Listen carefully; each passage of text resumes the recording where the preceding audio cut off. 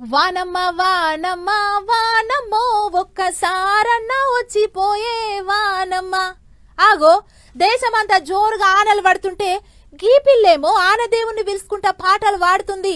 పిల్లకేమన్నా పిసగిట్టలేసిందా అని గరంగా ఆకుర్రి సుమా. ఇంకా కూడా ఆనలు పడక పూజలు చేసేటోళ్ళు కూడా ఉన్నారు ఊళ్ళ పొంటి.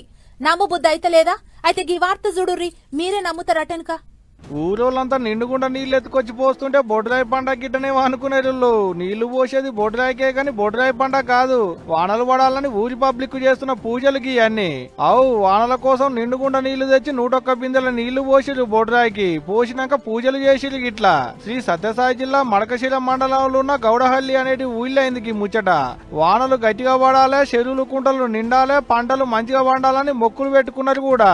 మా గ్రామానికి వర్షం రాలేదు కాబట్టి వరి నీరు రాక కోసం 108 బిందెలతో జలాభిషేకం చేయడం జరిగింది. ప్రత్యేకంగా పూజలు చేయడం జరిగింది. అంటే పురాతన కాలం నుంచి ఇది ఒక ఆనవాయితీగా మా గ్రామానికి వస్తున్నటువంటి ఒక ఆచారం అనమాట.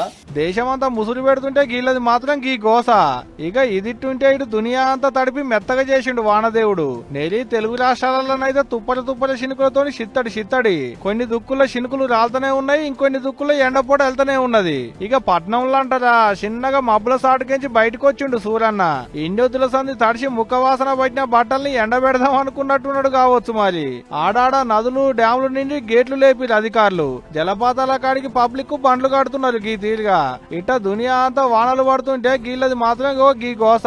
మరి ఇళ్ళ మీదేమన్నా వానదేవుడు పగబట్టిండో ఊరోళ్ళ మీదేమన్నా కోపం గిట్టున్నదో ఏమో తెలియదు గాని గా ఊరి మీద ఈసం అంతా కూడా కనికరమే లేనట్టు చేస్తున్నాడు వానదేవుడు. మరి చూడాలే ఇక వానదేవుడు అటు దిక్కెప్పుడు పొంట పెడతాడు అనేది.